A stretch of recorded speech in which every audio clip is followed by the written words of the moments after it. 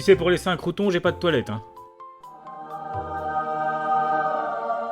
Wow, c'est à ça que ça ressemble un client? Petit être sans éclat, je suis en quête d'un lieu où l'humanité avait coutume de monnayer son plaisir, où ton espèce échangeait son temps contre celui d'un autre, gravé sur un lingot bien trop éphémère. Ok.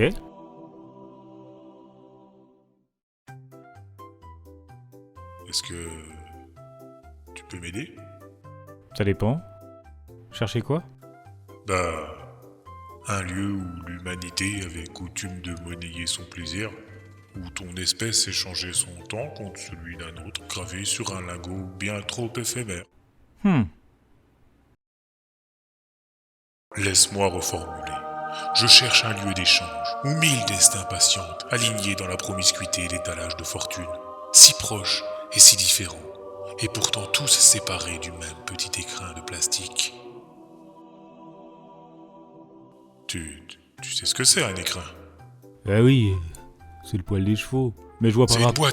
une boîte en plastique, trou du cul. Tu rangeais des VHS dedans. Ah! Tu cherches un magasin pour louer des VHS.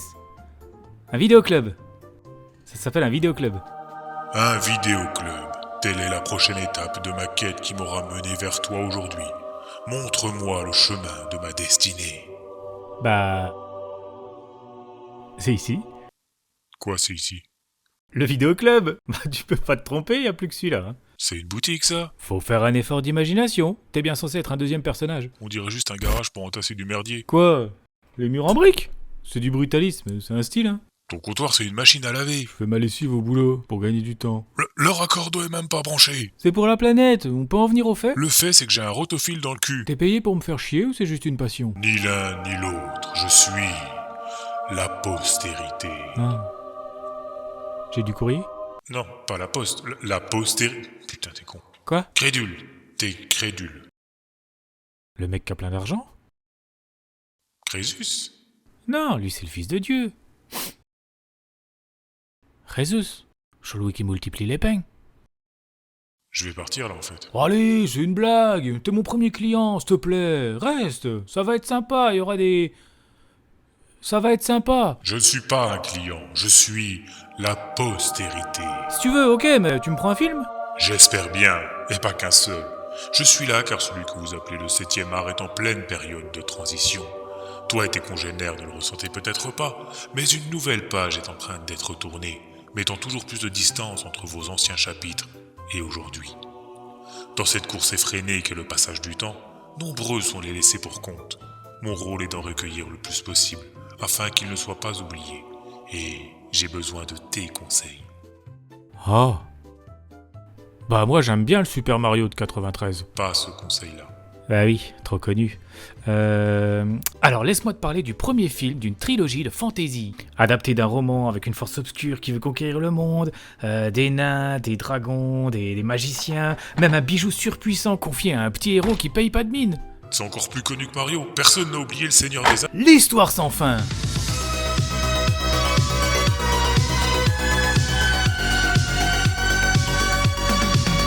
L'histoire sans fin, c'est à la base un roman écrit par l'auteur allemand Michael Ende, un mot qui en allemand veut dire fin, et du coup c'est rigolo parce qu'il a renié le film et a refusé d'être crédité, ce qui fait que c'est vraiment une histoire sans fin. Une histoire sans fin, sans fin. Et si t'arrêtes le film juste avant la scène finale, ça fait une histoire sans fin, sans fin, sans fin.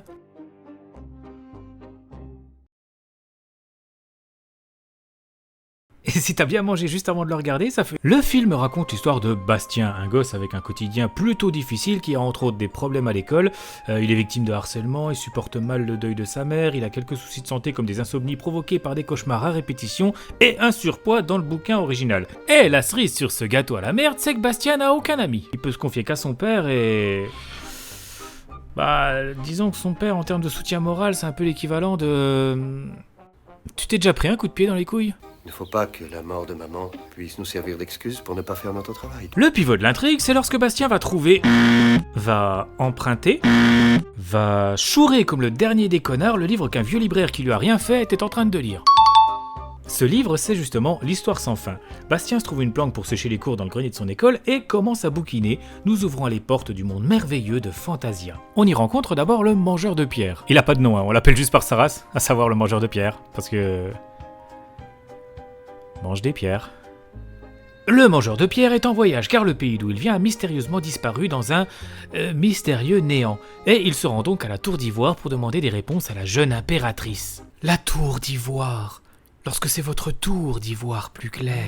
Je fais des pubs pour ceux que ça intéresse. En chemin, il rencontre un Oompa Loompa avec qui il va... Ah bah bien joué. Postérité et racisme, ça fait pas bon ménage, hein.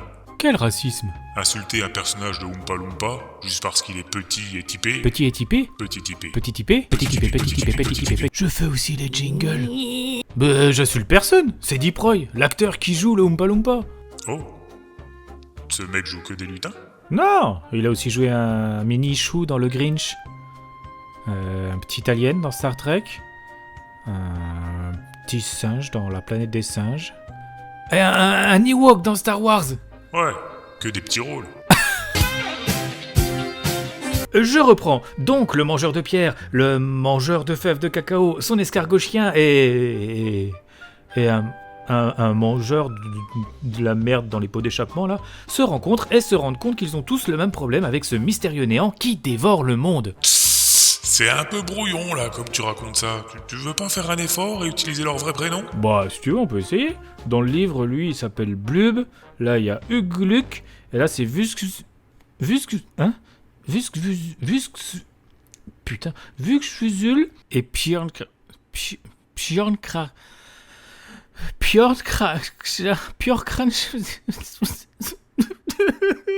Oh. Et du coup, le Oompa Loompa? Et bah du coup, ils décident de se rendre à la Tour d'Ivoire tous ensemble, et c'est l'occasion de s'en mettre plein les yeux avec un défilé de créatures merveilleuses. À une époque où les carcans, elfes des forêts, orques des ruines, nains de sous mes couilles de Tolkien, tout ça, n'avaient pas encore inspiré toute l'imagination du monde pour nous resservir à chaque fois les mêmes idées et avoir encore l'audace de dire que c'est fantastique. Dans le désordre ici, on va avoir des hommes éléphants, des chèvres à 3 têtes, des gens qui ont un très gros visage, des gens qui ont 2 visages, des gens qui ont 4 visages, Greg Guillotin, la fille qui se fait le plus chier de l'histoire de l'univers du monde de tous les temps, et ce mec poisson, ok voici mes couilles, remettez-moi des nains. Cette assemblée exceptionnelle, qui regroupe toutes les races de Fantasia donc, est présidée par Kéron, qui est de mauvaise humeur parce que, déjà il vient de se cogner la tête sur la porte de son placard, et en plus, l'impératrice est gravement malade, et ne pourra donc sauver personne. Leur seul espoir, selon une prophétie de cette dernière, c'est un chasseur du nom d'Atreyu. Au même moment, dans le monde réel, Bastien se rend compte qu'il va passer la journée ici sans nulle part où chier. Oh non, j'ai pas géré. Puis il observe son cartable et lui vient une idée saugrenue, néanmoins rassurante. Il peut donc reprendre sa lecture. La blague du caca, c'est fait. Y'a quoi d'autre dans le cahier des charges? Y'a pas de cahier des charges, t'as juste un humour de merde. Ah. T'as dit merde. Atreyu sera donc le deuxième personnage principal de cette histoire qui aura pour originalité de jongler entre 2 protagonistes. Et il se voit confier une quête à propos de laquelle il est bien précisé, je jure que c'est vrai, que on sait pas ce que tu cherches, on sait pas où tu dois le chercher, mais tu dois demander de l'aide à personne et ne prendre aucune arme ni bagage pour réussir à faire on sait pas quoi. Bonne chance, gamin. Des bases solides pour construire une grande aventure. Hé, Frodo! Oui? Va faire un truc! Où ça? Je sais pas. Quoi ça? Je sais pas. Ok. Atreyu part immédiatement sur le dos de son cheval Artax, parce qu'il était moins cher que le cheval TVA, et va traverser de nombreuses épreuves et rencontrer de nombreux personnages hauts en couleur, dont le plus emblématique de tous, Falkor. Une créature hybride entre un dragon, un chien et un mec qui vient de péter et qui dit « Oh, ça sent la pizza !» et qui attend que tout le monde renifle. Ensuite, après avoir reçu l'aide de 1, 2, 3, 4, 5, 6... 7 personnages différents, Atreyu, qui ne devait recevoir l'aide de personne, finit par découvrir comment sauver l'impératrice. Il faut lui donner un nouveau nom. Atreyu veut bien le faire, mais il faut absolument que ce soit un enfant de l'espèce humaine. Et là, tu vas me dire... Quoi? J'écoutais plus. Eh bien tout simplement parce que non, Atreyu n'est pas un humain. Il fait partie de la race des chasseurs de bisons. Et si dans le film on comprend pas trop ce que c'est, dans le livre c'est bien précisé que c'est une espèce à part entière, différente des humains. D'ailleurs ils ont carrément la peau verte. Rien de tel que la couleur de peau pour différencier les... Oh. Il y a de la merde sur mon script. Atreyu part immédiatement retrouver l'impératrice pour lui faire part de ses découvertes, mais malheureusement il n'arrive pas à la rejoindre à temps, et le monde est englouti par le néant. Atreyu et Falkor, perdus dans un vide immense, ayant pour seule compagnie leur désespoir et leurs rêves brisés, se demandent comment ils vont faire pour trouver la tour d'ivoire. Ils ne savent même pas si elle existe encore. Cette fois-ci, le néant semble avoir gagné. Littéralement une seconde plus tard, derrière un caillou qui bouge tout seul.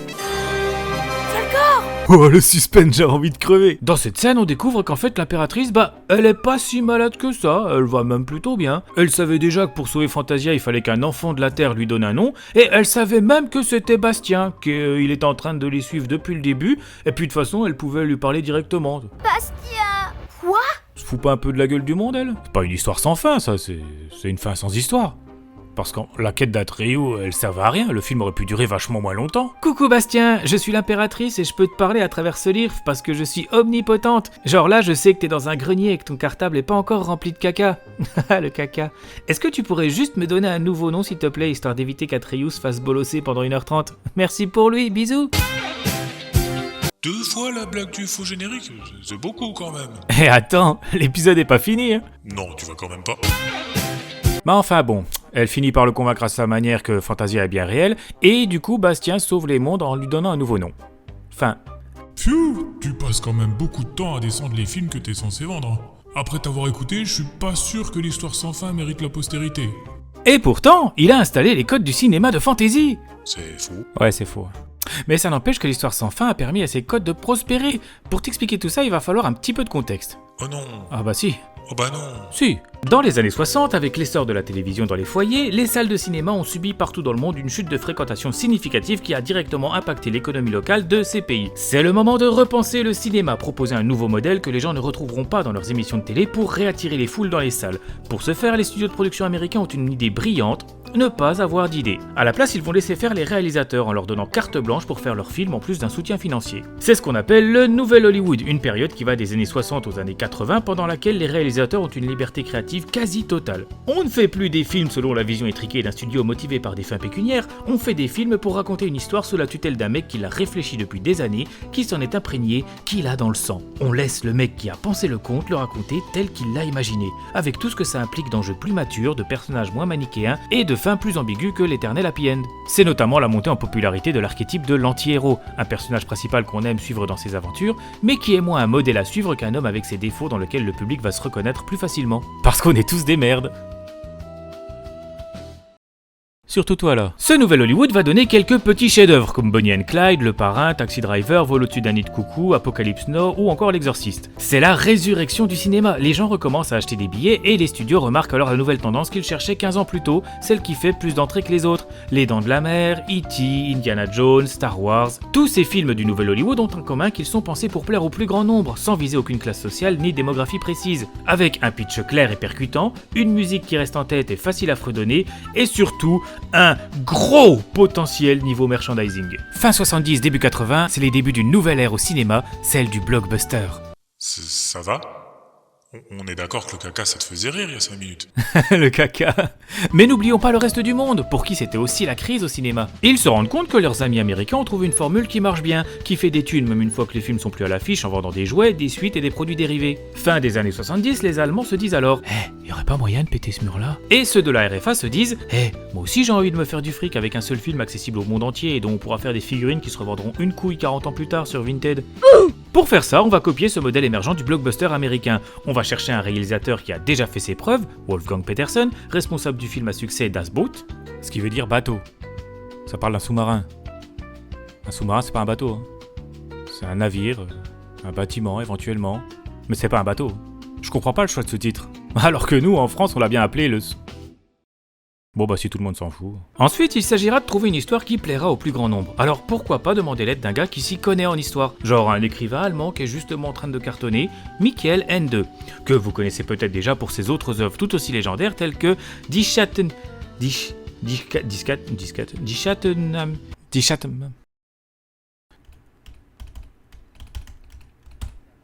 La machine à coudre de l'ombre, la Satanormal efficace infernale potion du professeur Laboulette, ou encore oups, une erreur inattendue s'est produite lors de la traduction du texte, veuillez réessayer plus tard. On ajoute à tout ça une petite touche de ketchup en demandant conseil directement au papa du blockbuster, ce qui donnera un nouveau montage plus nerveux suggéré par Steven Spielberg 7 minutes plus court que la version allemande, ainsi que des motifs musicaux avec plus de synthé proposés par Giorgio Moroder et, bien sûr, la musique de Limahl, emblématique du film. Parce que oui, dans le montage original, donc celui qui a été diffusé en Allemagne, ils ont pas ça.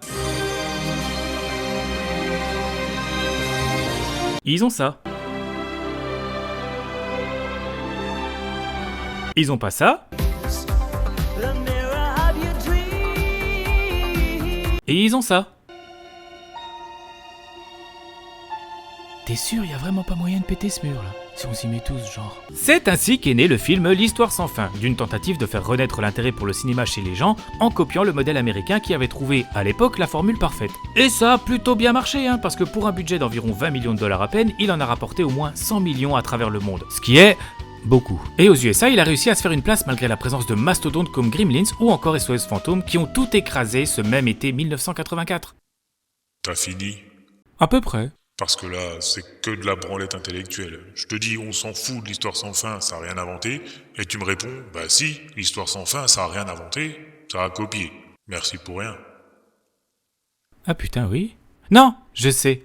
Ça a osé copier. T'as pas d'argument en fait. Mais si, parce qu'il a montré la voie en prouvant que le succès à l'américaine, c'était pas réservé qu'aux Américains et qu'on pouvait se permettre de mettre autant de budget et d'ambition que nécessaire dans un film, comme avec le plus grand écran bleu de l'époque ou un animatronique de 13 mètres de long recouvert de 6000 écailles posées à la main, tout en restant rentable. Il a prouvé tout ça parce qu'il l'a fait et qu'il s'est pas viandé, parce que c'est un bon film, avec des recettes encore plus convaincantes au box-office que d'autres avant lui partageant cette ambition de faire du blockbuster américain hors Hollywood. Même sans que ce soit écrit noir sur blanc, c'est pas idiot de penser que la réussite de ce film a pu servir que de motivation supplémentaire à d'autres studios étrangers prêts à suivre l'exemple, qui par la suite nous ont offert des œuvres comme Le Cinquième Élément, Labyrinthe, GoldenEye ou encore Les Tortues Ninja. On pense ce qu'on veut de ces films, mais ils ont su marquer leur public. L'Histoire sans fin a pas tracé la voie, ok, elle existait déjà depuis des années chez l'oncle Sam, mais il a montré qu'on pouvait tous l'emprunter, et qu'elle n'était pas réservée à une élite outre-Atlantique. Un film doit forcément avoir chamboulé l'histoire du cinéma pour qu'on continue à parler de lui?